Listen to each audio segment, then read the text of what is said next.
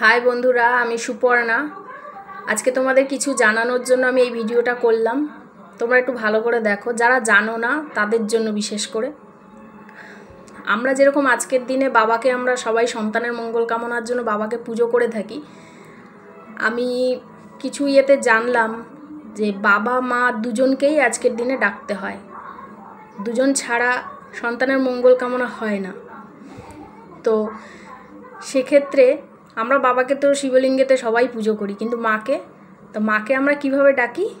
এই যে আমি ছোট্ট একটা কাঁসার থালার উপরে একটা পান পাতা রেখেছি। পান পাতায় সিঁদুরের ফোঁটা দিয়ে রঙিন ফুল দিতে হবে, বেলপাতা দিতে হবে, আরও যা দেওয়ার মতন আছে, দুব্বো টুব্বো সবই দেওয়া যাবে। দিয়ে ঘিয়ের প্রদীপ, মাটির প্রদীপ আর কি, ঘি দিয়ে জ্বালাতে হবে সন্তানের মঙ্গল কামনায়। এটা আমি জেনেছি, আমি করেছি। তোমরা এখানে কোনো নিয়মের কোনো ব্যাপার নেই, কারণ বাবা মা দুজন ছাড়া সন্তানের মঙ্গল কামনা হয় না।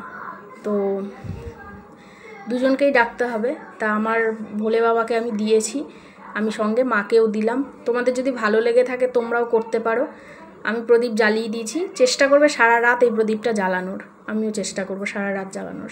সারা রাত জ্বালানোরই নিয়ম, তোমরা চেষ্টা করো। যদি ভালো লেগে থাকে লাইক কমেন্ট শেয়ার করো, সাবস্ক্রাইব করো চ্যানেলটি। থ্যাংক ইউ বন্ধুরা, রাখলাম, বাই।